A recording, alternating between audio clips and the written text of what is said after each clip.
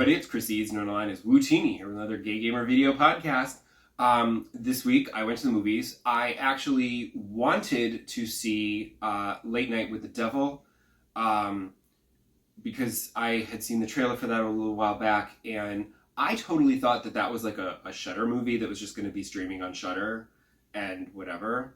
But it turns out it's actually in theaters. But I decided not to see that because I know my husband really wants to see it. So I was like, it'll be on Shudder in like a month probably. So we'll just wait for it and we can see it together.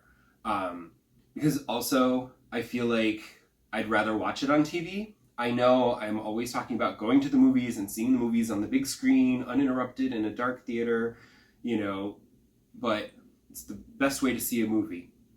But in this case, I'm actually opting for television because it's a found footage movie, but it's basically, it's not like handheld found footage, Blair Witch type stuff. It's basically like they found this tape from this late night TV broadcast that never was shown because like horrible things happened.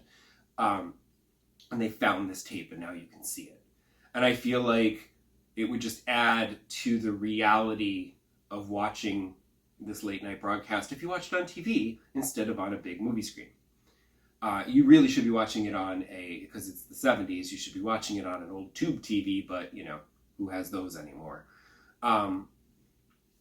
So instead, I went to see Ghostbusters Frozen Empire. And it was fine. I think I liked it a little bit better than the previous one, Afterlife, because whereas that one was sort of like, okay, whatever, and then it was like, it traded on the nostalgia at the end. It like hit you with a big wave of nostalgia at the end. This one is all nostalgia all the time. Like all of the characters are coming back, everyone who's alive anyway, and it's like, it's a lot because there are so many characters in this movie that they could barely fit on the screen. Like there's too many, honestly. And to its credit, the movie does not collapse under its own weight with all these characters and everything going on. And to his credit, Bill Murray does not, he's only in a little bit of it. I feel like they probably shot his scenes over the course of a couple of days. But he does not appear that someone is standing off camera holding a gun on him, forcing him to do this movie. So I assume he got a decent paycheck, and that's why he did it. But like it's all the old characters, and then there's the new characters, and it's a lot to juggle, and there's a lot going on, and it's all about like the nods to the original because now they're all back in New York City. But it's like there's one scene, I'm not spoiling it because I'm pretty sure it's in the trailer. They revisit the library ghost, and it's literally the same scene. And I'm just like, why would you just repeat it? Like, they don't add a new spin on the library ghost. It's just the same thing again. But that's kind of the thing with this movie, is they don't want to put a spin on Ghostbusters because they tried that, and everyone hated it because they were women. So they're just giving you Ghostbusters the way you like it. So if you like Ghostbusters, you'll like Frozen Empire. If you don't like Ghostbusters, then don't go see it because it's just Ghostbusters again. So yeah. As for games, I continue to play all the same games still. I forgot in the last episode to mention that, because as you might recall, a couple episodes ago, I bought all the Lego Animal Crossing sets, and I have been building them, but very slowly, like one a week. I'm trying to parcel them out, because they're small and they don't take very long to build. So last week I should have mentioned that I did Julian's birthday party, which is super cute and gay, and but it only takes like a half an hour to build. It's like so fast. There's like nothing to it. I think these are meant to be played with, and it's not about the building. The building is quick so that you can then play with it. As an adult, I'm not playing with my Lego Animal Crossing sets. And then I did Isabel's home visit, which took maybe almost an hour, not quite. I'm trying to alternate the big and the little. I've only got a couple left, but they're super cute. I just wanted to spread it out because if I built them all at once, then it would be over, and then I would have no more Legos to build. And I can't go buy more Legos because A, they're really expensive, and B, I have no more shelf space. We had to clear space and put away old Legos so that these could go out. And I do continue playing Avatar. I am making good progress in Avatar. However, it's sort of frustrating. Let me explain. So, as I mentioned last episode, I'm very close to the end. There's literally like 2 main missions left to go. So I've been trying to like fly around and like defog some of the rest of the map because there's little areas that I haven't gone into yet. So I'm trying to defog those and see what's in there. And I'm trying to clean up all the miscellaneous stuff because I know that Avatar is one of those open world games where once you finish the final mission, it just boots you back out into the world and says, keep going. Finish up whatever you missed. Which is great, and I appreciate that.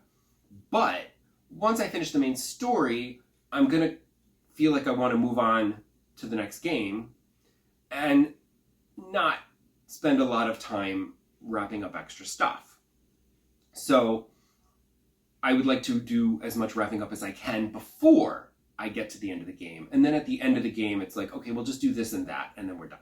You know, but the problem is it's also reminding me why I don't like the leveling system in Avatar, because I am doing all of this. I am doing all these things. I am completing all these little tasks.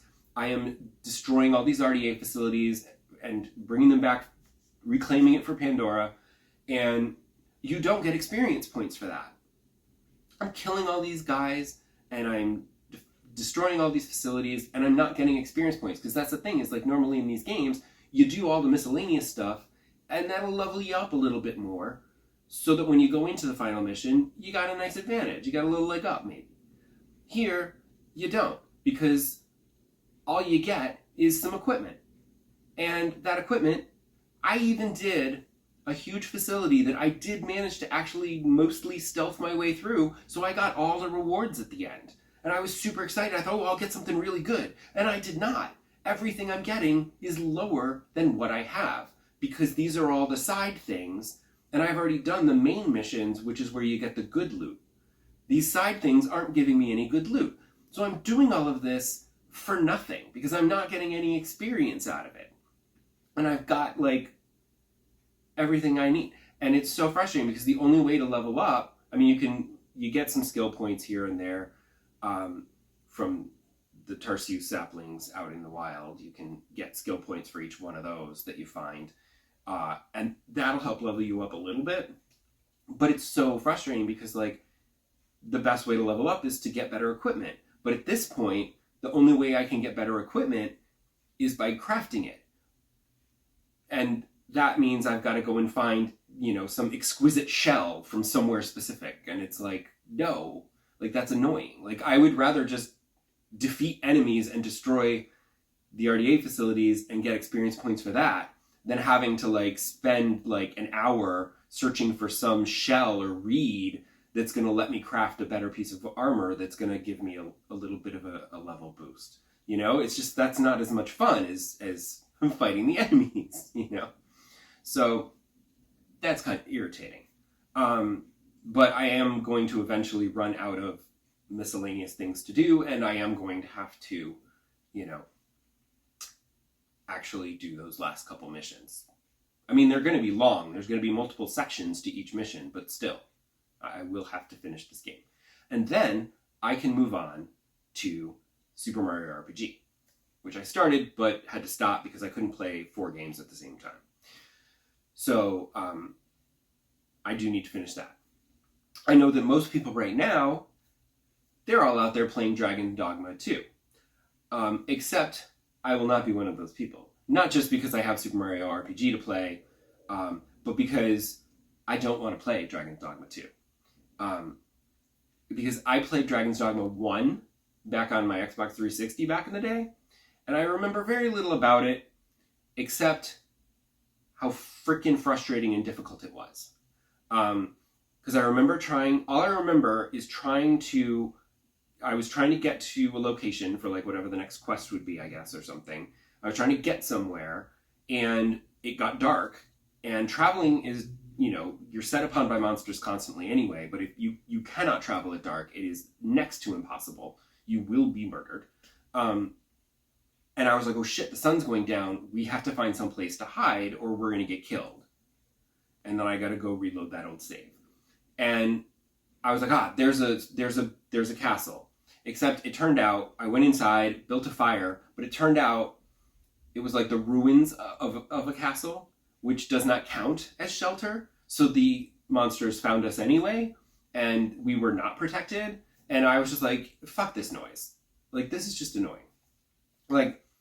Like there's challenging and difficult, but then there's a certain level of challenge that becomes frustrating and it stops being fun, And for me, if you're going to give me a big open world, I want to be able to explore that world, Like, let me say, like, the whole charm of an open world game is, the appeal is that you can say, oh, what's that over there? I'm going to go look over there and see what that is. And then you go over there and you see what it is. And you just keep doing that. And you can explore the whole world. And making the world difficult to explore is frustrating for me. I know tons of people are loving this game. I am not going to be one of them. I would be more inclined to play Rise of the Ronin, which also released this past week. Although I did read a couple of reviews of that, and it seems like that one, like, it's also got its own issues. It's got problems.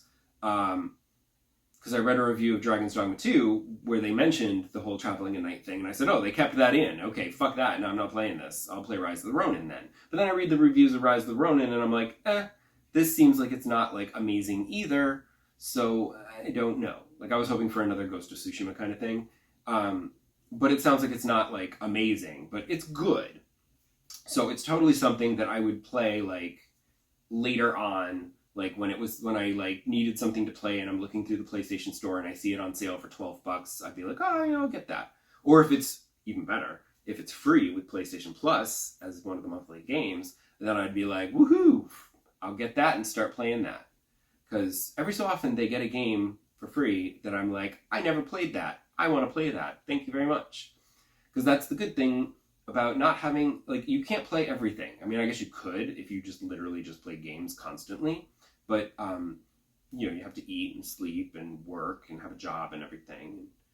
Also watch TV and go to movies and whatever. But, like, not being able to play everything is actually kind of beneficial because you're playing something and then you play another something. And, like, I'm going to finish Avatar, play Super Mario RPG, and then there's the new Endless Ocean game is coming out, like, in May. So I kind of want to play that. But then there's also that at some point I do want to play Star Wars Jedi Survivor because that came out like a year ago and I still haven't played that yet.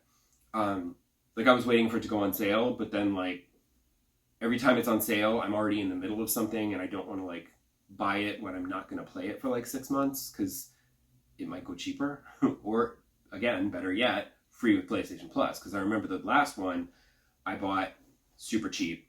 And then, like, a few months later, it was free with PlayStation Plus, and I was like, damn it. So, plenty to play. I just need to finish some of these games so that I can play something new. So that's enough rambling for this episode. Come back next time, and I probably won't have finished Avatar, but I'll have plenty of other things to talk about. Bye!